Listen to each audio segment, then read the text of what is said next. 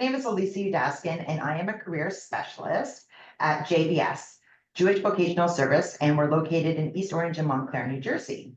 So a little bit about JVS, like we always start. JVS was founded in 1939, and we help people help themselves, and we help them get back on their feet and help them get jobs.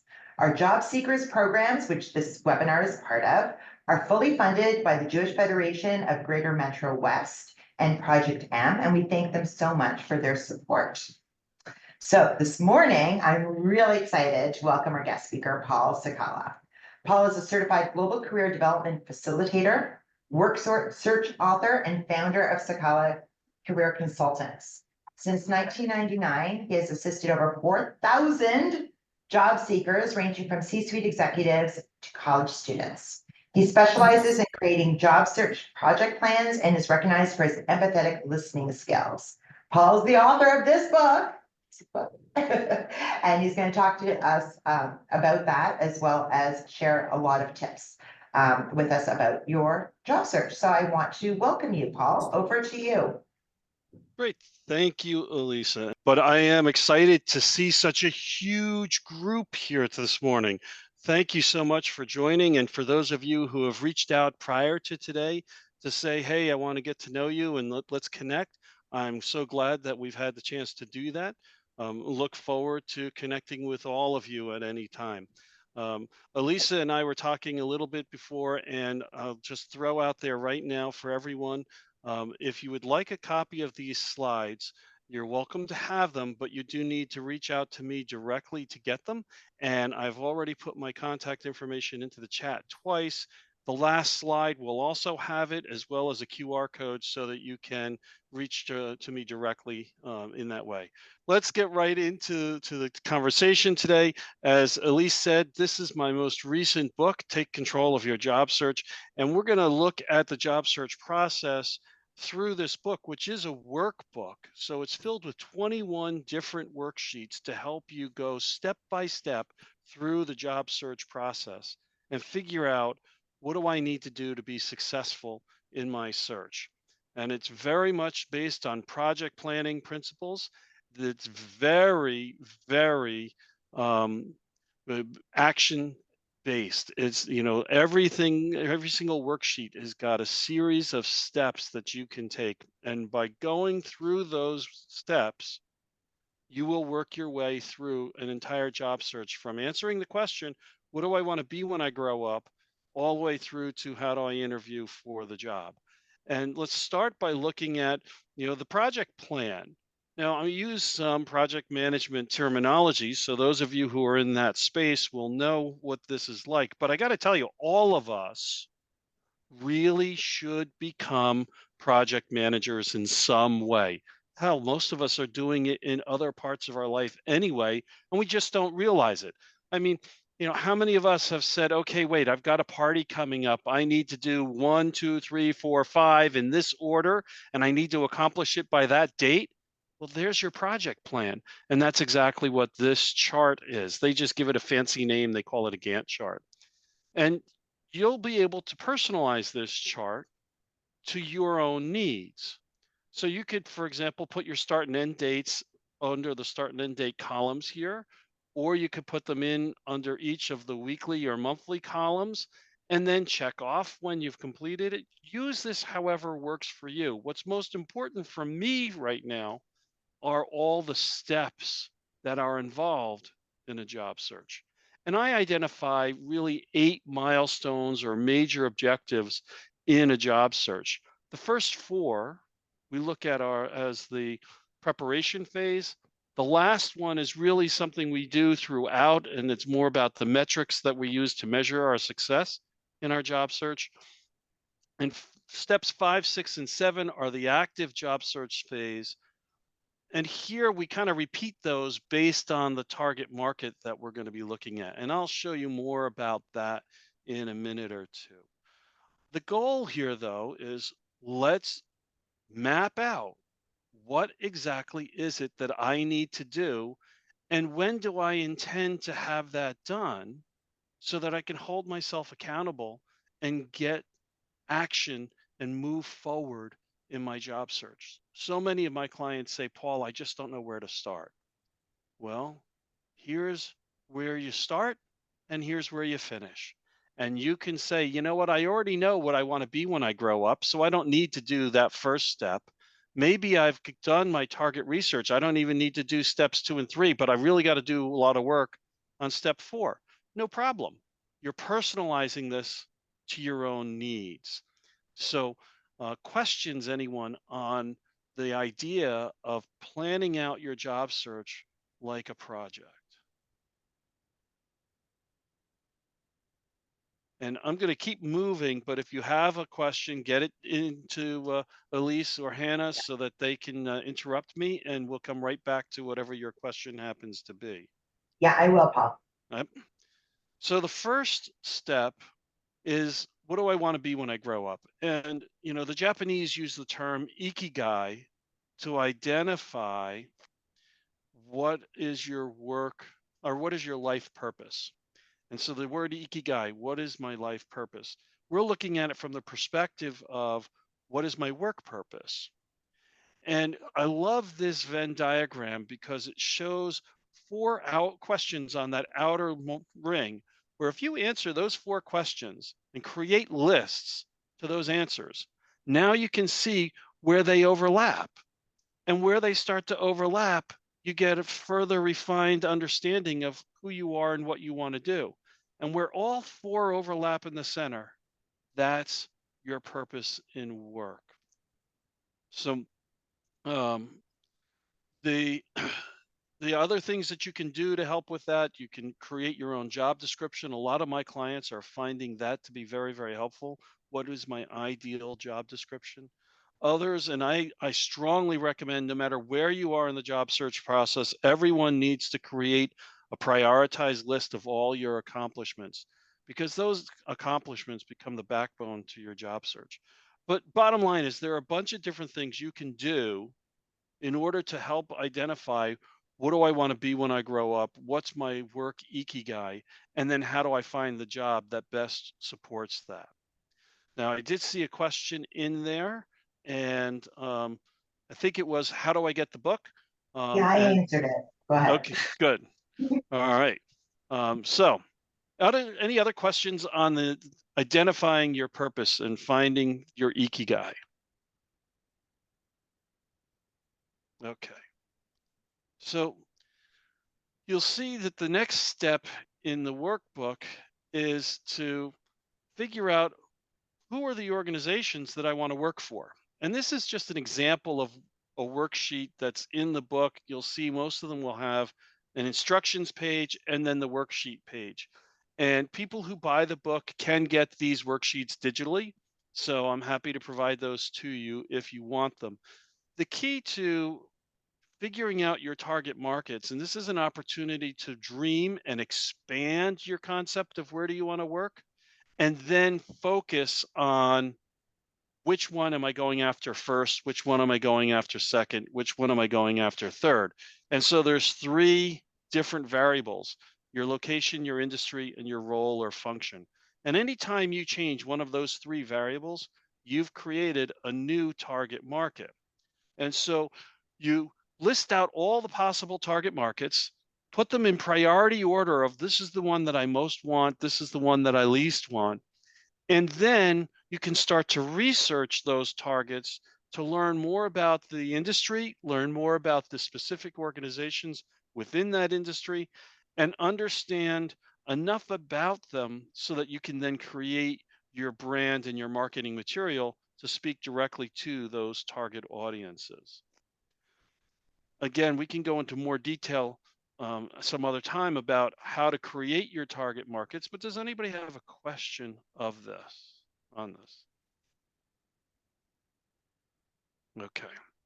So where do we go to get the information? And that's one of the big questions that a lot of people have for me is, okay, so Paul, I know I want to work for these 15 or 20 companies, but how do I go find the more companies, and how do I find the information about those organizations? So some great places to get information on companies: go to dataaxle.com, which was the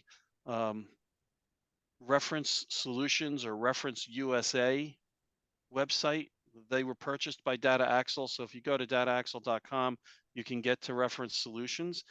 They have a huge database of companies, both private and public, so that you can get information on any organization in the country and all of their locations within the country. And it also provides a lot of key information for individuals that are key players in the organization. It'll give you information about size, whether it's by employee or revenues or sales or profit. So you can search this database in an amazing number of ways. D&B Hoovers is also a really great database, but it's primarily for people, companies that are public. And then um, always you can go to Google and just do a search there, or crunchbase.com. I like going to organizations' websites and reading in particular their annual report, because that'll often give us some idea of who they think their competition is. Indeed, LinkedIn and Glassdoor, of course, you can always go to any of these social media sites to get information. The concern with these, though, especially in terms of their reviews, is you're either going to get the person who was just fired and thinks the company really is the worst in the world, and they're going to give it a horrible review, followed by the company paying current employees to give them a really, really great review. Well, somewhere in the middle is the truth. And that's what we need to go and try and suss out. So take what you learn from reviews with a little bit of a grain of salt, use it as information that you want to go back and verify and validate in other places. Yeah, so Paul, I actually, I was gonna ask you the question, but you answered it already. About sort of the usefulness of Glassdoor or Indeed or LinkedIn when you're looking at reviews, because often it is more the disgruntled, like, type of information.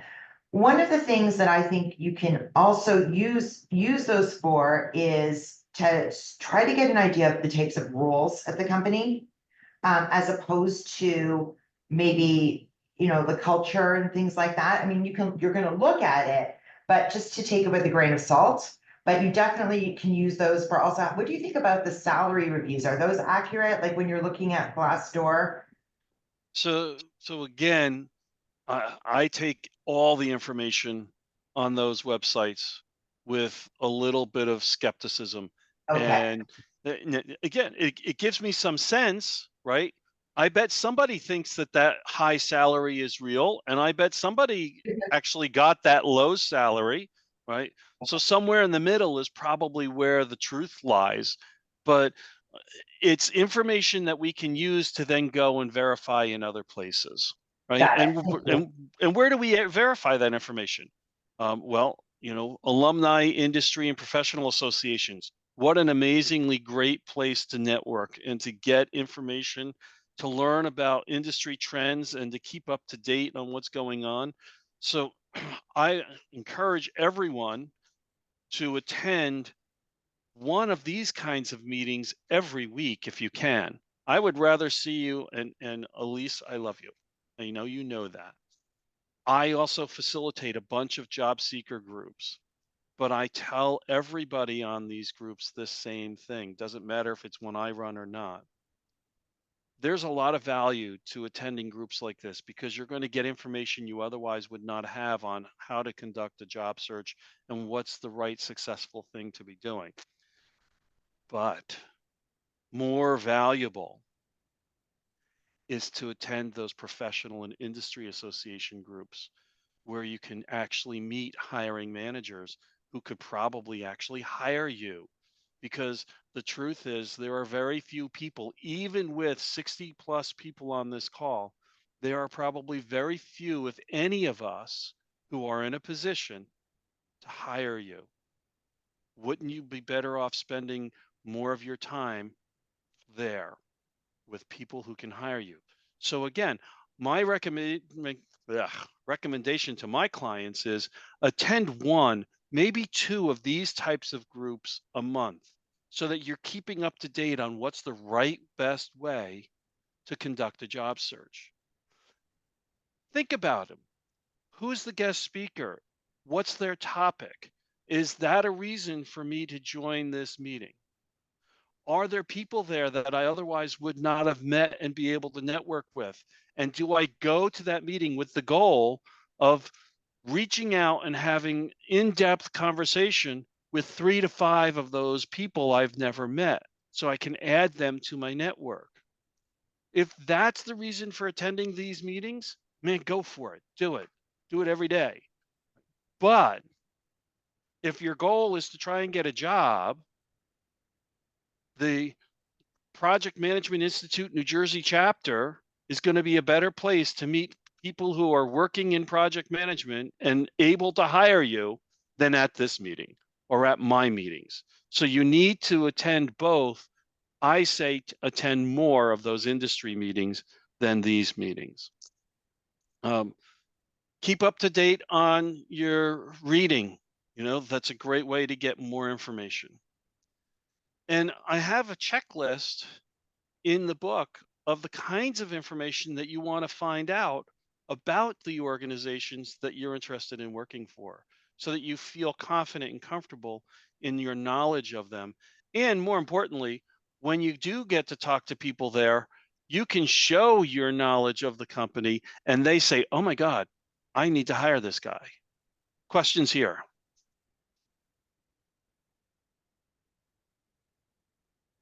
Okay, not hearing or seeing any. Let's go on to the next one then. So the next step is creating your personal brand. And the first, really the precursor step to creating a brand is to go back to that accomplishment list that you have and create all of your success stories. I'm sure you're all familiar with the STAR or CAR format, right? Situation, task, action, result, or challenge, action, result format. Write these stories down. Be able to tell those stories in less than 2 minutes. Actually, 90 seconds is more the expectation in today's world. So, are you capable of quickly and easily, off the top of your head, tell a complete story with a beginning, a middle, and an end within 90 seconds? For most of us, that's really, really tough to do. So, I say use the STAR format, write your answers out. That way, prior to the interview, prior to the networking meeting, you can review some of them so that they're fresh in your mind. Not that you're going to actually memorize them and repeat them word for word, but just enough so that you know what it is you want to say and what you don't want to say with that story. So you create your STAR stories, and that's the next step in the process of the job search. Once you have those, then we can really seriously get into our branding. And the first piece of that is, your general marketing materials, your resume, your cover letter, all of the printed material that you would be using in your job search. I'm still a proponent of business cards. Now, I got to tell you, I have a digital business card.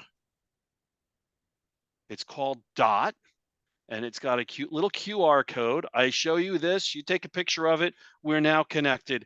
You put your information in, I put mine in, and it's done. Very quick, simple, and easy. But I still have paper business cards because there are places where that's easier or more appropriate to use. Right? So I strongly recommend that you get that personal business card. Create that portfolio, whether it's digital or print, of all of that background material that's going to prove out you can do what you say, right? So copies of those certificates of completion and certifications, copies of your degree and your transcripts, copies of any reference letters or recommendation or testimonial letters. Have all of those in one place so that you can quickly and easily refer to them when they're needed. Questions on creating your marketing materials. And I'm not going to go into, how do I create the perfect resume or the difference of ATS versus a handout resume. In the book, I've got specific chapters on each one of those and worksheets on those different things.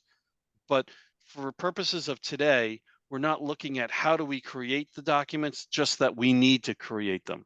So any quick questions on any of this stuff?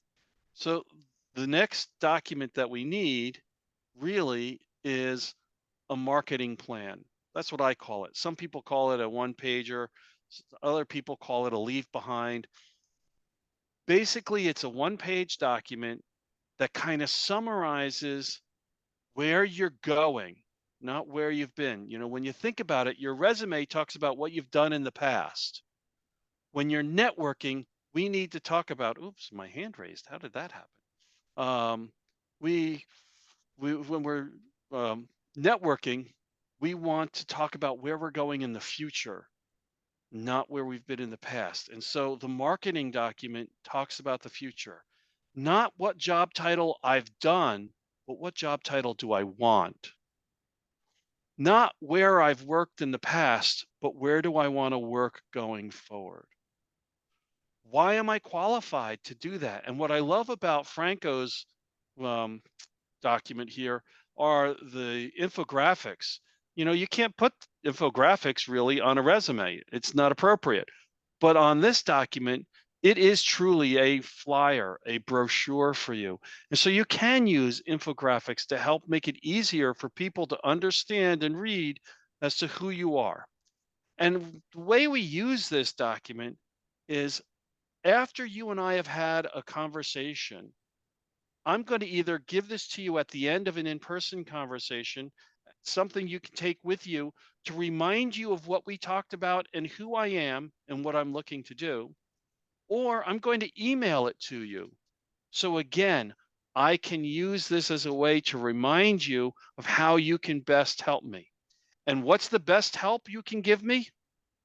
Contacts at my target companies. And this is maybe the most important piece of information that's on this document. Where am So, I looking to work? Go ahead. so I would just, I thought you paused. We have two questions. So Linda Schwartz and then Olga. Okay, Linda, go ahead. Yes, I was curious. This is the first time I've ever hearing about a marketing plan. So this is in addition to your resume? Yes. Okay, and Yeah. you're saying that you probably give this at some point after the interview? No, I'm only giving my resume when it's involved with an interview. I'm giving this marketing plan as a part of all of my networking. Right. So let's say, for example, and I'm going to just use names that are showing up on my screen right now. Right. Let's say after this meeting, you meet with Julia and Soraya and Lauren as a way of getting to know them and them getting to know you and to build your network with those three people. At the end of your conversation, you're going to certainly be talking as a part of that is what do you want to do? What do I want to do? Where do you want to work? Where do I want to work? Right. But, you know, you're going to forget where they want to work. You're going to forget what they want to do. Right. So give this document. Right. So Julia would give you this document. You would give Julie this document as a way of reminding each other who you are, what you want to do going forward, and where do you want to work. So that now when you get home, you can go through your database of contacts and say, gee, you know, Julie wants to work for JVS. Who do I know at JVS? Oh, yeah, there's that Elisa lady. Let me go talk to her and see if I can make that connection for them. Right. So that's how you would use this document. Is that helpful? Yes, absolutely. Because you kind of got me, threw me for a loop because this is the first time I'm hearing about this. But thank you very much, Paul. Sure. Who was next? Olga. Hi, Paul. It was Hi. nice meeting you. Yes. So you're saying in your marketing plan that, sorry, I use my hands, Yep. that, you're mapping out your future.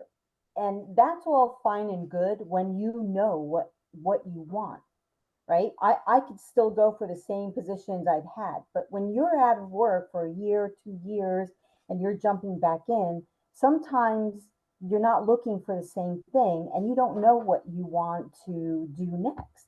So what do you do in that case? That's why you go through your project plan. That's why you start with, what do I want to be? What do I want to do next? You can't do anything else in your job search until you know the answer to that question. Even if the answer is, I want to continue doing the same thing, you still have to have the answer to the question before you can move forward. If the answer is, I don't know, well, then we need to go find that. If the answer is, I want to do something different, then we need to identify what that different is. And that's what milestone 1 is all about, is figuring out, what do I want to do next? So you can't do these out in a different order, right? These are sequential. They build upon each other. So you have to do them in the order presented. But you can skip some if you've already completed it. So if I already know what I want to do, I can skip milestone 1 and I can move on to milestone 2. But if I haven't figured out what I want to do, I've got to start at the beginning with milestone 1. Does that help? Okay, and so if you are that person that doesn't know what you want to do next, do you have suggestions on how to map that out? Because it's all mind mapping. I get that. So what do you do next? So again, I talked about that with this. Maybe I know you were having some connectivity problems, so you might have missed. But this is milestone 1, and how do you identify, what do I want to be when I grow up? There are several worksheets in the book and exercises in the book that'll help you with getting through that, and I talked about those already. So I want to just kind of keep moving a little bit. Somebody else had their hand up, Elisa. What was that? Yeah, in 1 second. So Olga, the third point on on Paul's slide about doing career assessments and stuff could be beneficial. And you and I Yes. can talk about that more, but that's sort of where you would go back where Paul said. So the person who put up their hand, we just asked them to type in their questions. We haven't received it yet. Okay. So when we get it, we will let you know. All right. So the second step, let's see, yeah, the second step third step, sorry, I'm getting myself confused. The third step to milestone 4 is identifying and developing your social media brand. Now, I'm not saying you need to be on all or even any of these social media websites. I think everyone needs to be on LinkedIn. But my question to you would simply be, for your industry, for the industry you want to work in, where are the hiring managers going to be found? If they're going to be found on LinkedIn, then you damn well better have a great LinkedIn profile, and you better be very active on LinkedIn. But I've had a couple of clients who are very much involved in, one of them, for example, travel journalism, another in graphic arts. And so their hiring managers are more active on Instagram or TikTok than they are on LinkedIn. So I said to those clients, then you need to be active on Instagram and TikTok. You can be less active on LinkedIn.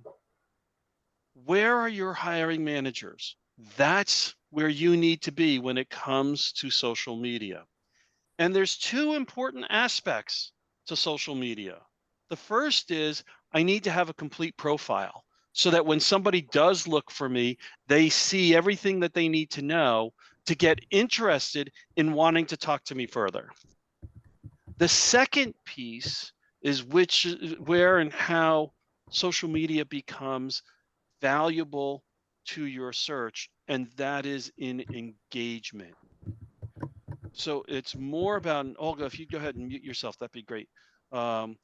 It's more about engaging, developing conversation, getting known to each other, sharing information with each other, so that those hiring managers that you're interacting with want to talk more with you, see the value you bring, and want to bring you into their fold, into their job.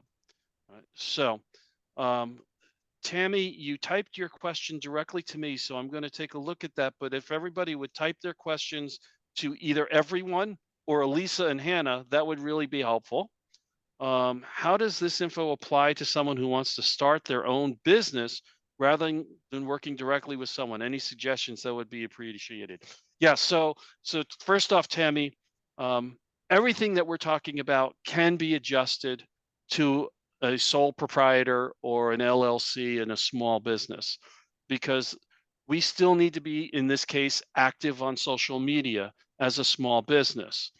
We need to be we need to have some type of one-page document that we can hand to people that says, this is who I am and what I do and why you should hire me, right? So all of these things that we're talking about are things that are important to a small business. Understanding your target audience, right? So targeting the organizations or the companies is one thing when you're looking for a job. But are you a business to business company, or are you a business to consumer company? Well, if you're business to business, do the same targeting.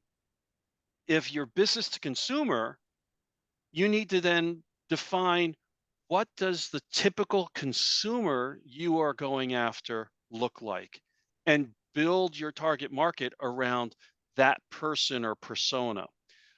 I do a lot of this with some of my clients. I've got about 5–10% of my business right now are people who are in business looking to build their business, and I do some business coaching. So I can talk with you further offline directly about that.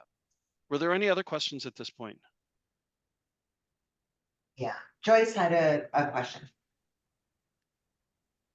I'm retired. I want an office job, not a new career. I'm open. How do I search or a resume to reflect that? Okay, so that question, Joyce, goes into the specifics of writing a resume. So I'll just comment this: whether we're transitioning to a different industry or transitioning to a new job, our resume and all of our branding material has to be written in the jargon of the place we're going to, not the place we've been.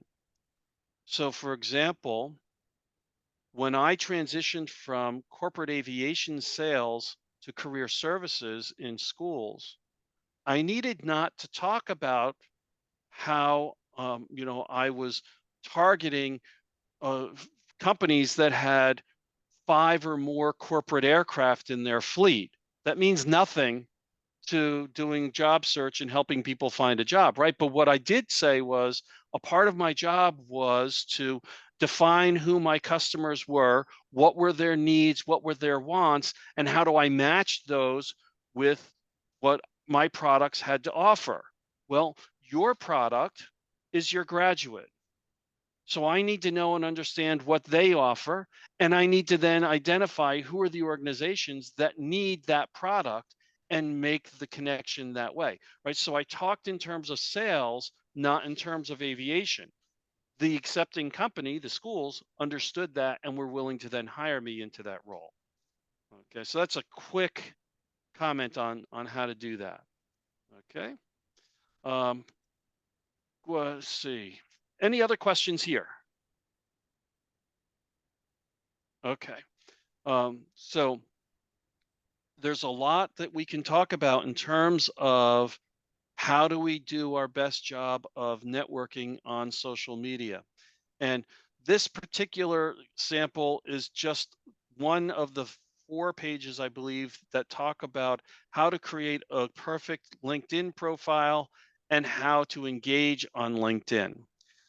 I did try to make sure that these tips are things that are more timeless and won't be really, changing with fads, but we need to know what those different fads are and potentially make some of those adjustments as time goes on.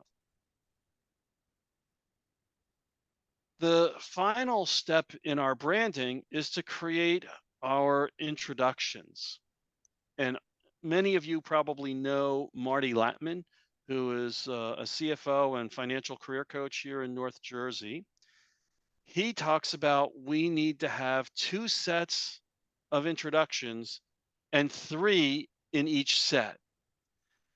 We need our quick down and dirty 10-second introduction. We need our 30-second intro, and we need our 90-second intro.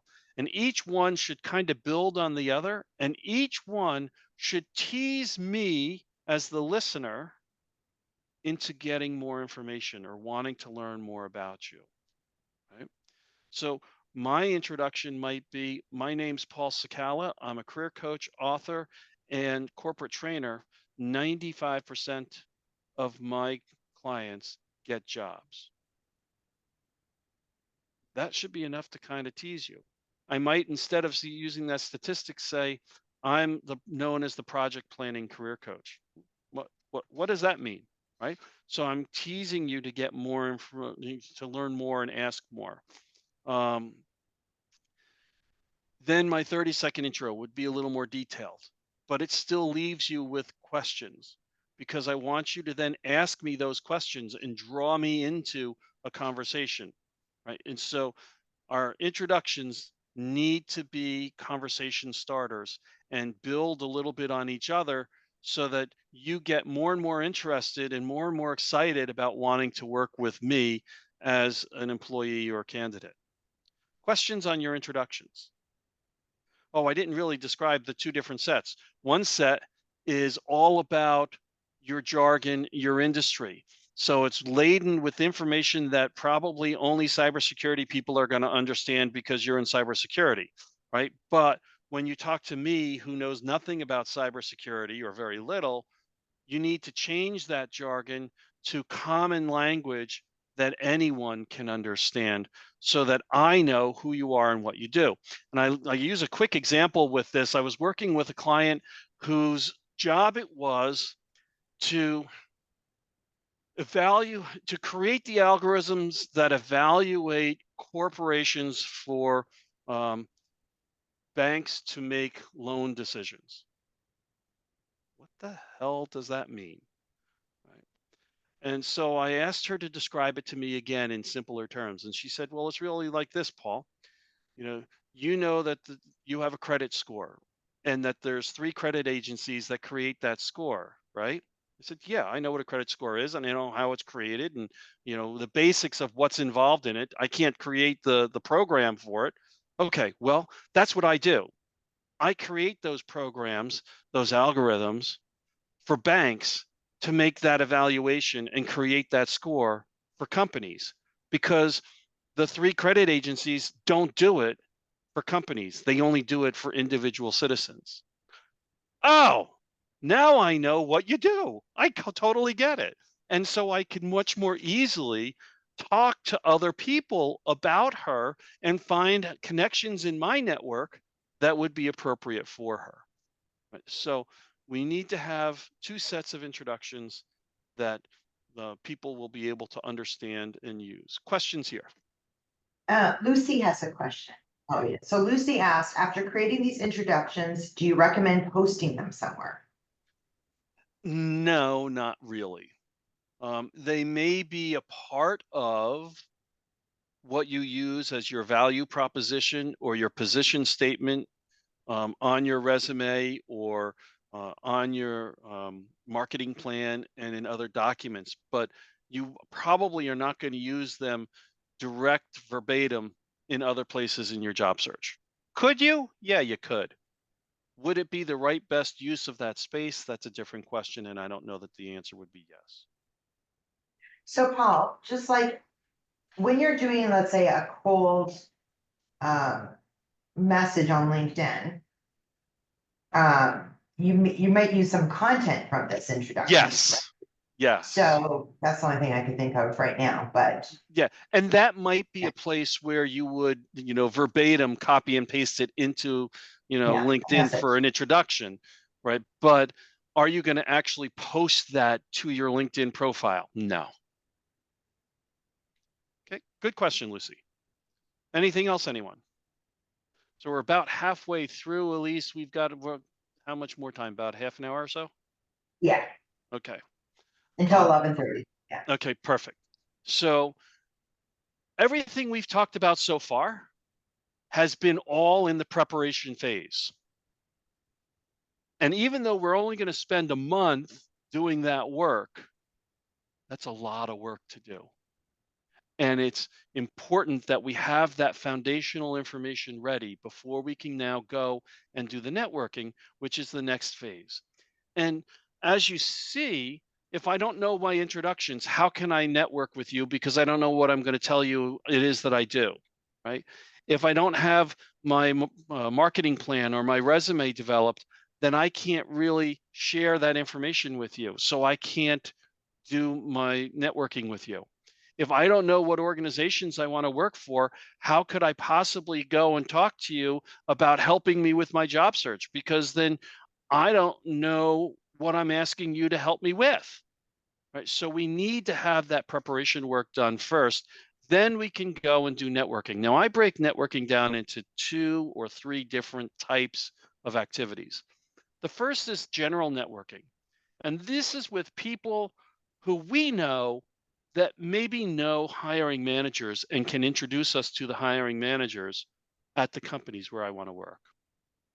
And so um, we're going to identify who are the people that work for companies that I want to work for. How can I reach out and connect with them? How can I engage with them on social media so that they're interested in talking with me?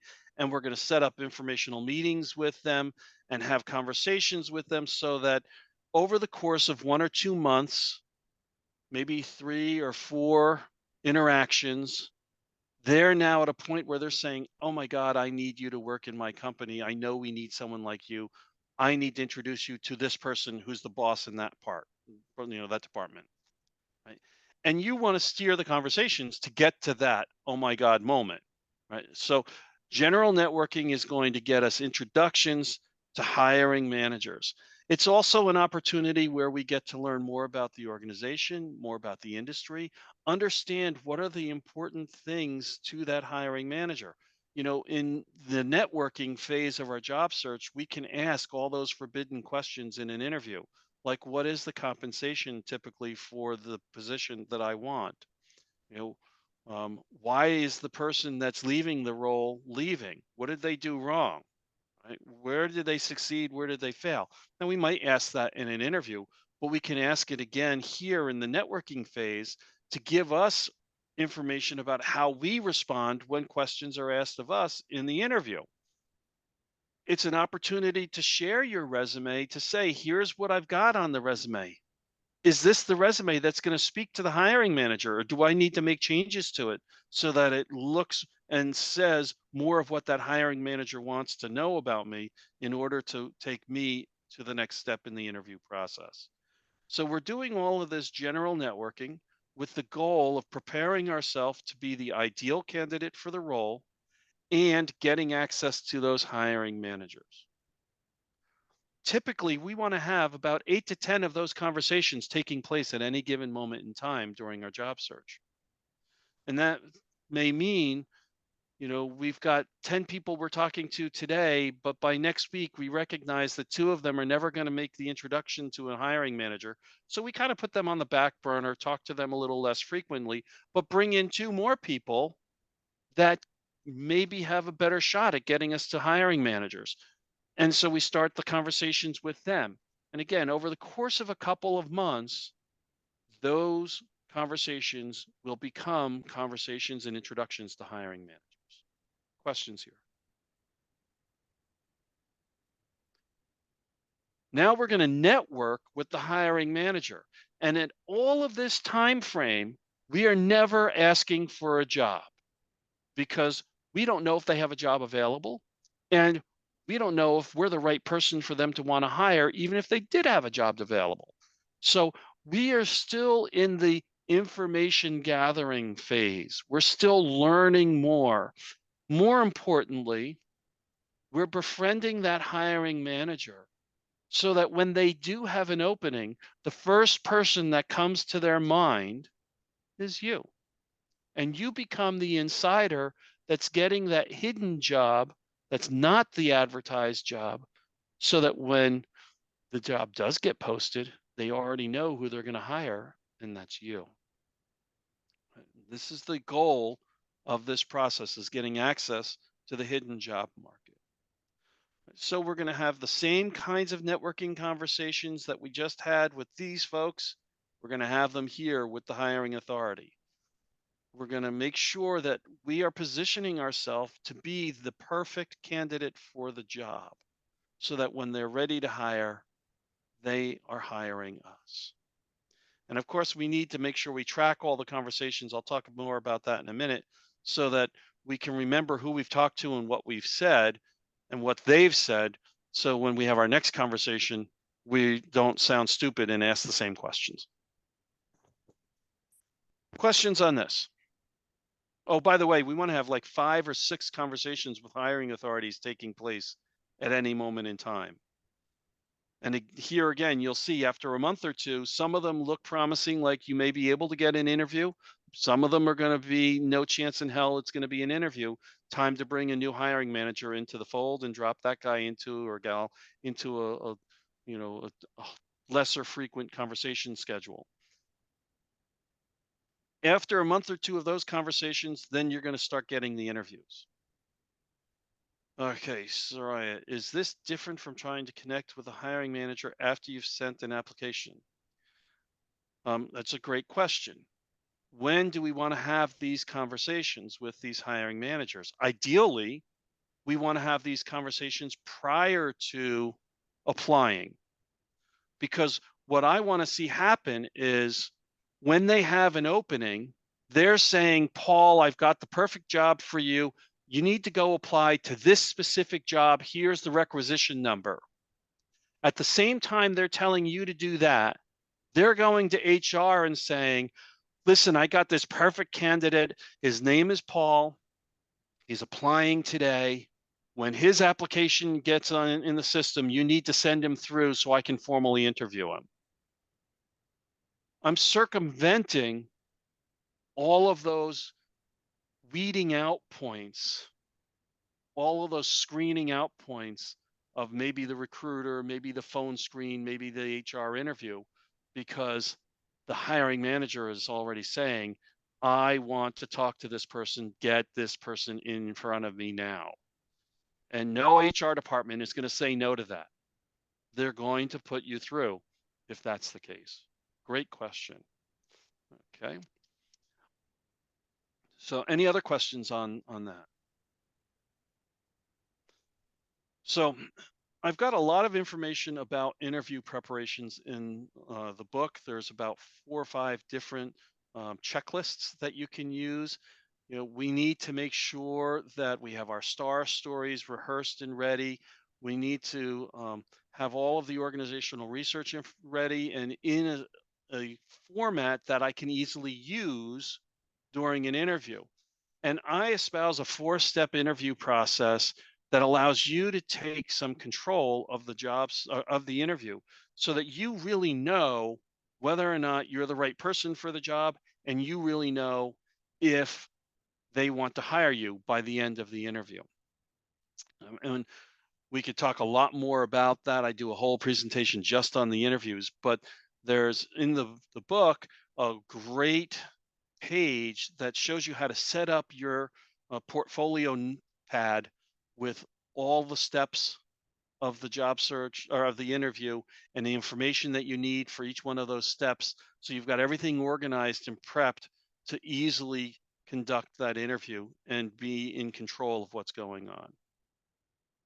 Here's an example of just one of the checklists from the book on interviewing. And you can go through, there's one for all interviews like this one. I've got one that's just on in-person interviews, one that's just on Zoom or video interviews. I'm in the process of creating additional checklists for things like the one-way interview where the computer is asking you questions and it's being recorded and you have to respond to it. So as the industry changes and the types of interview changes, I'm adding to the book with those things. Questions on interviewing itself? We have one question, well, from Julie that was from the last topic though. Okay. It can be tough to find the hiring manager in your target company. Are you advising that we conversations with someone? Okay, so the question is, how many hiring manager conversations each week should I be having? And generally, I'm going to say, Julie, that you want to have 2 or 3 conversations taking place on any given week, not 5 or 6. But over the course of 2 months, you should be talking to at least 5, if not more, hiring managers, so that every week you're talking to 2 or 3 of them, but you're not always talking to the same 2 or 3 every week for 2 months. But over the course of that 2 months, you're having several conversations with at least 5 or maybe 6 or 7 hiring managers. And those conversations, after the course of 2 months and 3 or 4 conversations, should start to become actual interviews.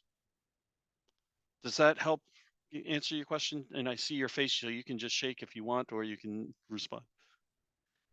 Well, it's very tough to find the hiring manager. I mean, most job descriptions don't have hiring manager names anymore. Julie, stop thinking about posted jobs. I'm sorry I'm interrupting you, but I'm going to get right to the chase here, right? Stop looking at posted jobs. You've identified the companies that you want to work for. Mhm. That's your targeting. Now you've found people who work in those organizations that you know, and you're talking to them. And your goal in those conversations, these general networking conversations, is to get them to introduce you to that hiring manager. So you don't have to go find them. This person knows the hiring manager and is making that introduction for you. Does that clarify?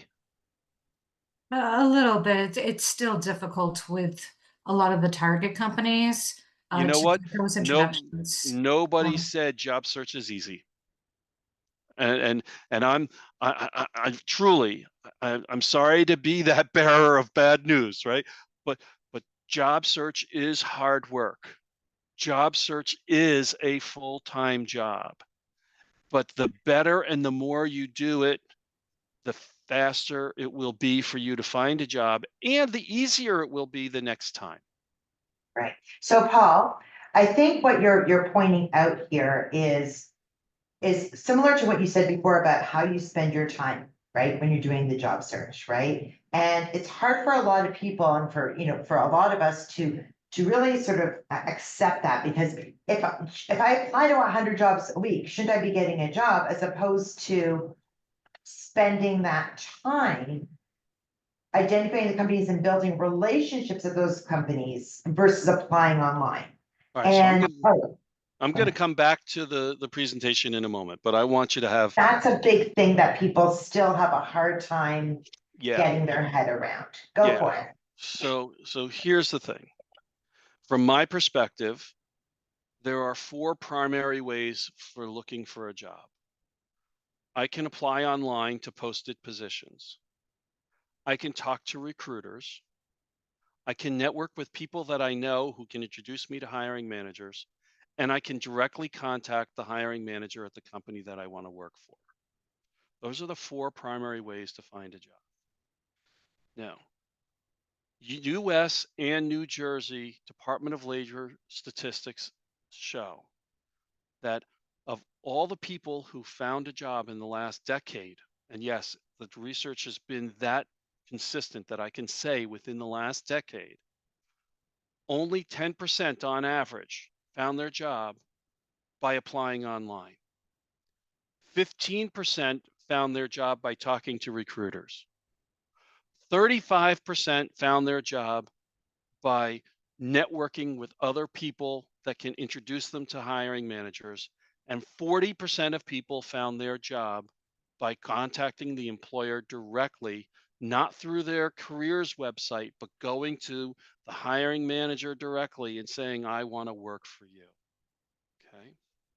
Now, those numbers vary slightly depending on the year and on the role. For example, if you're an IT professional, it's probably closer to 12 or 13% of the people found their job through an online job search. But if you're in HR or in something that's a high people sales kind of a role, for example, that number drops to 5 to 7% of people. On average, It's 10% of people find their job that way. There's 4 ways to find a job. Which one is different from all the others? Well, doing the online job search is the outlier. The other 3 require that you talk to a human being to get the job. So I am very, very adamant. Spend 90% of your job search time talking to people, specifically recruiters who specialize in the job that you want, people who work in the companies you want to work for, and the hiring manager at the companies you want to work for. Now, going back to Julie's question about, I'll get right to you in a second. Going back to Julie's question about how do I find those hiring managers, right? If you don't have enough people that you know in the companies, or you don't know the hiring managers, I would allow time for doing research on LinkedIn or elsewhere to identify those names, right? But 10% of your time, no more than that, spent on applying to online job openings. Elisa. Yeah, so Soraya asked a question which I thought was good. Can you explain when you're using the term hiring manager, are you talking about HR? Like, what do you mean by Yeah. I like the company? Who's a hiring manager for all intents and purposes? Hiring managers could be for every department. That's right. That's right. So Yeah. the definition of the hiring authority or hiring manager, I use those terms interchangeably.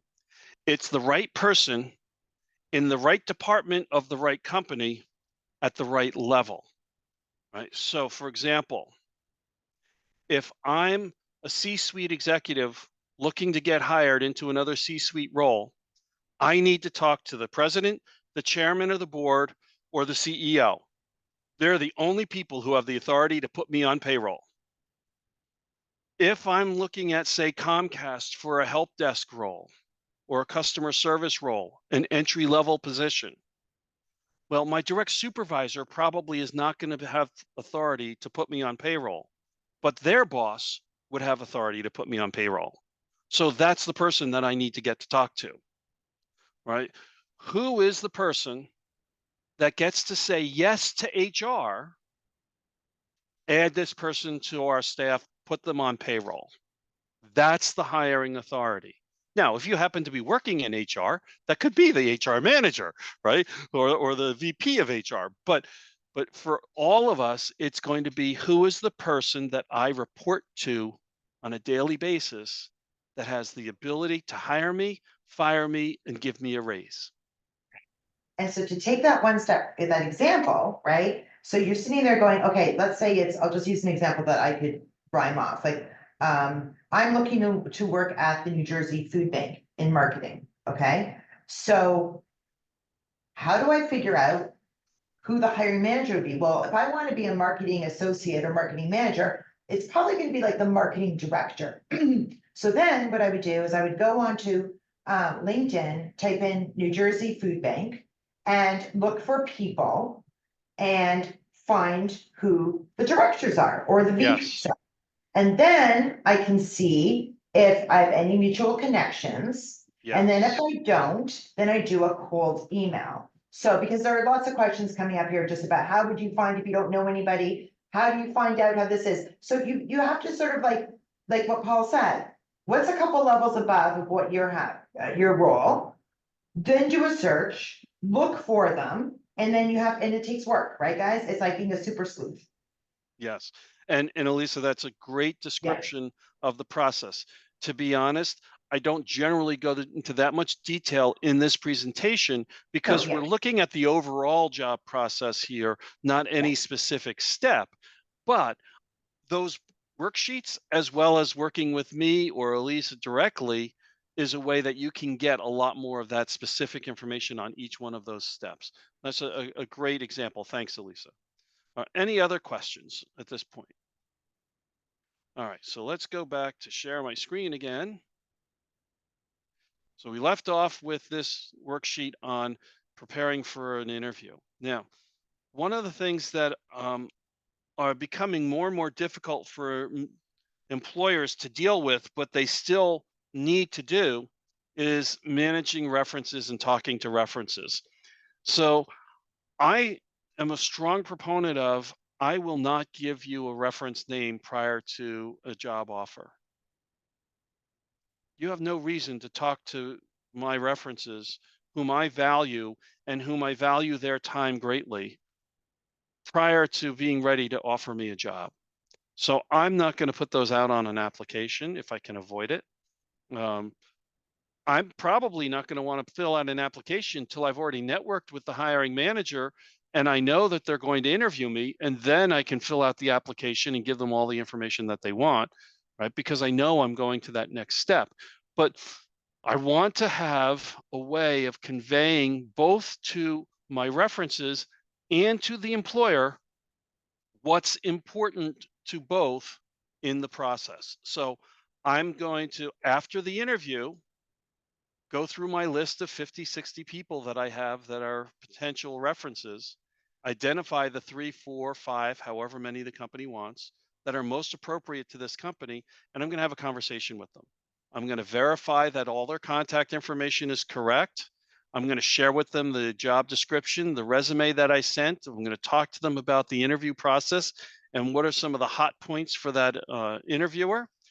And then on this reference list, I'm going to list how long have I known the individual, and I'm going to tell whoever gets this list, here are the topics that this person can speak to. So for example, all of you probably have a sense of how well I do as a public speaker based on today's presentation. So if I were to use any of you as a reference, I would say this person can speak to my public speaking skills, right? But I know, for example, Richard Schmidt, who I see on my screen, and I'm glad to see you here, Richard. Thanks for joining. Or Elisa, they can speak to my greater knowledge of the job search process. They both have copies of my book. We've spent multiple conversations together. I've talked to them about the job search process. They've seen me in action in coaching, right? So when I give them those names, when I give the company those names, I'm going to say that they can speak to my knowledge of the job search process and my ability as a coach. Right? Now, when the hiring manager gets this list, they know what they should or should not talk to each reference about, because they know that they can talk to Richard or Elisa about all these topics and they're going to be knowledgeable of it. They know when they talk to you, they can talk about whatever topics I listed here and that you'll be knowledgeable of that. So I want to prepare you as my reference. Then I'm going to create this reference list and give this to the employer so that I am controlling the conversation that you and the employer have as much as I possibly can. I need to prep my references. Questions on this? So as you can see, I've talked a lot of numbers. How many people should we be talking to every day or each week? What type of people should you be talking to on an ongoing basis, right? We want to track all of that information. So you should have a dashboard that you can use to track, am I doing enough of the right stuff to get a job? Am I spending so much time applying online and getting no interviews out of it that it's taking time away from my ability to talk to hiring managers or to network? Well, maybe I need to do less of that online application and more networking to see if I get better results. And you do what's going to give you the best results. But by tracking that week over week over week, you can see how you're moving. And one of the things that happened with me, I'll tell you real clearly, I've had 3 long-term job searches in my career so far. One was 9 months, the other 2 were 18 months long. And forever, I would be coming home from that first 18-month job search. I would come home, or more to the point, my husband would come home from work and say, so Paul, what'd you do today? How come the laundry's not done? You know, I've had a long, hard day and you don't even have dinner on the table. What the hell? I'm ready, you know, let's get this show on the road? Why is the lawn not cut? Right? Not fun conversations, right? But when I started tracking this information and I started putting all of these appointments on our family calendar, the conversation changed to, hey, Paul, I see that today you had 3 networking meetings with these 3 different people. How'd they go? What were they like? How can they help you? Right? And it gave me something more positive to talk to. When we looked at my dashboard, we could say, hey, you know, the trend is this seems to be working, that's not. Why don't we do less of this and do more of that? And so it brought my family in a positive way to support me in my job search. So not only will it help hold you more accountable to what you want and need to do, it'll help your family and your friends hold you accountable and be more supportive to you. This chart here looks at, from a sales perspective, how many of which category do you need to have in order to get that one offer, right? And in order to get one offer, I'm probably going to need to have at least 5 interview processes. In order to have 5 interview processes, I'm probably going to have to be talking to at least 20 different hiring authorities or hiring managers. And to get those 20 hiring managers, I'm probably going to need to have about 100 positions, not openings, positions that I'm looking at in my target markets. Now, I never want to settle for just one option. So I'm going to double all of those numbers so that at least I have 2 offer options available to me, which means I need 10 interviews, 40 hiring managers, and 200 potential positions. The numbers change a little bit, whether you're going after an entry-level role or a C-suite role, but overall, these are general sales 101 statistics that work in any kind of a sales process, and interviewing, job search is a sales process. Questions on any of this?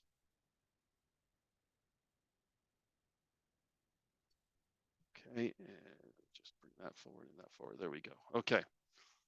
So here's another sample of a dashboard, and you can see where I can track the numbers week over week and see the trend and decide, what do I want to do?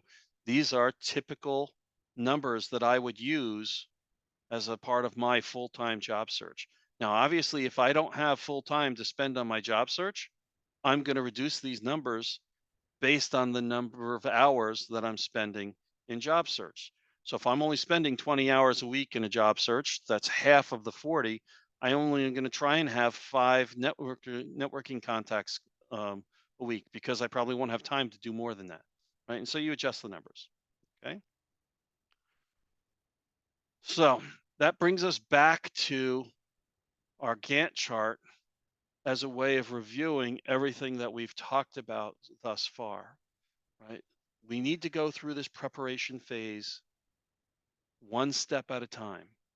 When we finish the first one, we can go to the next. When we finish that, we can go to the next and then go to the next. Notice this one's a little more simplified than the first one that I showed, okay?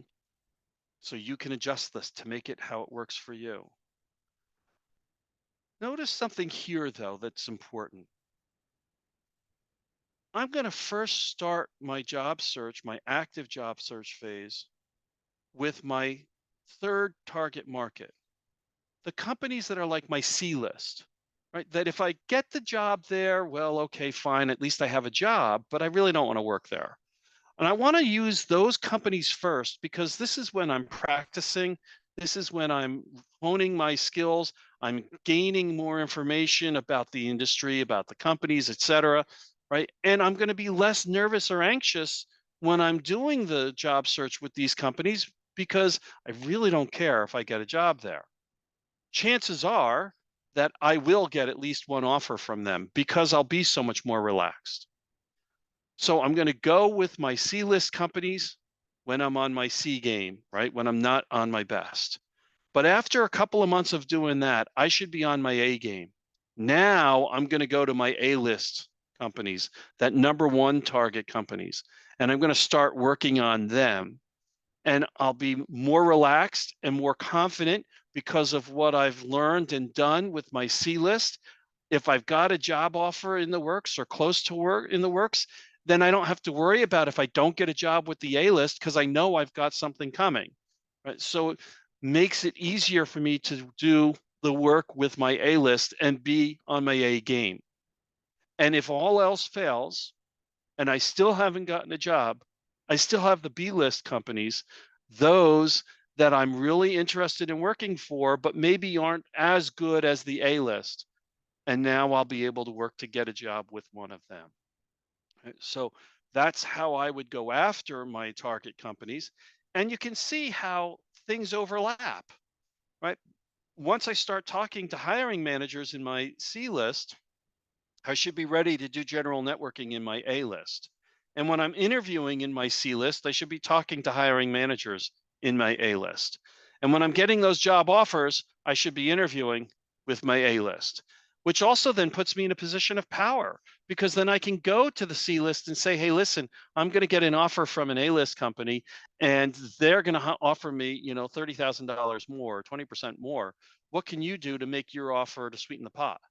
Right? Or you can go to the A list and say, I've got a job offer on the table. I got to say yes or no to that real quick here. What can we do to move your job search process, your interview process along so that I can say yes to you rather than to them?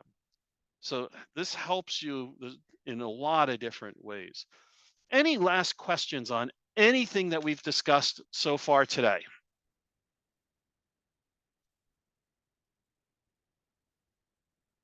And Elisa, I'm going to go on a limb and say, if you have a question, go ahead and either raise your hand or just unmute yourself and ask it. We'll do that for like no more than 5 minutes, and then we'll wrap Go up. for it. Yeah, go for it. So if you want to unmute yourself and ask a question, go ahead. If you want to raise your hand and then I'll call on you, that's okay too. Bueller.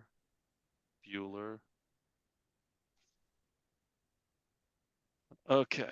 Hi, hi, Paul. Go ahead, Vladimir. Hi, quick question. Tell me about cold calling methods and how effective are they, please? Thank you. Sure. You have to have a really, really compelling story to tell when you're just doing cold calling, but that doesn't mean that they're not effective. As I said earlier, the New Jersey Department of Labor statistics show that 40% of people who found their job found it by going directly to the employer. That means cold calling them. Right? So if you can identify the right person to talk to, and with LinkedIn and other information we have available to us, we can often identify who that person is. Yeah, it takes work. Then reach out to them directly and say, listen, here's why I think we need to have a conversation, and get their attention. Chances are they'll say, great, let's talk. Next thing you know, you're interviewing. 40% success rate versus 10% in online application. Can you talk a little bit more further about the strategy, such as how frequently should outbound calls be made and to what extent the borderline between persistence and annoyance? So yeah, and you have to, read the room and read the room really well, right? When you're doing that, whether or not you have contact with them. I'll share an example. I was working with a sales executive, someone who, was well-seasoned, high-level salesperson. He's identified the company he wants to work for. He identified who the VP of sales is for that organization. He reached out, got the secretary, and said, this is who I am. This is what I want to talk about. I think I can make a big difference in the organization. Would you have him call me back? Well, never got a call back after a week. So he reached out again.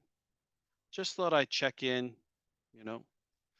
Ultimately, he called that office once a week for 28 weeks. He and that admin became friends. Okay. Because they were talking so often. She was getting embarrassed because the boss wasn't calling this guy back. Okay. Finally, after 28 weeks, now imagine that, that's more than half a year, right? The VP called this guy back and said, all right, I keep getting bugged by my secretary that I need to talk to you. Who are you and why do I need to talk to you? And he put his sales pitch on the line. Here's who I am and here's why I think we should talk. A week later, he had an interview. 2 weeks after that, he was hired. Within 6 months, he was the #1 salesperson in the organization and has had that title for 5 years. Now, I'm going to do things like call. Then maybe in 2 or 3 days, I might send an email. And then maybe 2 or 3 days or a week later, I'm going to resend the email as if it's brand new. I'm not going to say, hey, did you see this last week? I emailed you, right? No. And Hannah or Lisa, can we mute Elliot, please? I'm going to cut and paste that email, send it a second time as if it's brand new for the first time. Because the truth is, you get busy. You probably get 50 to 100 emails or more a day. And you may want to call me back or reach back to me. But by the time you get to do that, my email is so low on your list that it's beyond your view. So if I resend that email to you as if it's brand new, I'm not saying you schmuck, you didn't call me back, right? But you're saying, oh crap, I meant to call this guy. I forgot. Let me do it right now. And so it doesn't embarrass them, but it gets them to make a response, right? So I want to reach out by phone, voicemail, maybe once a week, by email or text, maybe once a week. Text if I know them. If it's a LinkedIn connection, maybe once a week I'll send them a note, an email or a message, but not much more often than that. And I'm not going to do all 3 in 1 week. I'll do 1 or 2 of them in a week. And after the second or third week of this, now I'm going to reduce the frequency a little bit. And I'm also going to make sure that I'm including some kind of information that I think they will find valuable. Hey, in talking to competitor A, I learned this about what they're doing. I'd love to talk to you to see how that's going to impact your business, right? Or, see this great article on LinkedIn, and now I share it directly to you with the comment of, this is how I see this impacting on the industry. How do you see it impacting on the industry? Right. So I'm finding ways of bringing value to the conversation to show you that I'm somebody you should be talking to and you're a fool for not having done so already. Is that helpful, Vladimir? Absolutely. Thank you, Paul. Sure. Paul, Yes. this is Linda. Yep. May I ask, is there ever a time that maybe you become like a nudge to to a prospective employer where maybe that you don't want to like overdo it, or is there ever such a thing as ever overdoing, like contacting them? Again, that's where you're going to have to use your common sense, your knowledge of the situation and of the people in play. That sales exec knew that he needed to be persistent and call once a week. And so he did, right? And he got the result that he wanted. You may need to change that up some based on your situation. Like I said to Vladimir, I'll often, after the second or third week of trying to reach out, start to scale back a little bit because clearly you're not either in a position to or desirous of talking to me. So I'm going to scale back, but I'm going to still keep reaching out because I want you to know I'm really serious about working for you and I'm really interested in your company. Okay. Elliot, I'm going to take your question, and then that's the last one we're going to take before we move forward. Go ahead, Elliot. First, I wanted to say thank you. You're really well organized, excellent speaking style. And just to kudo, what you said is true. We're talking about 40 years ago, first job out of school, calling in. Yes, we haven't heard.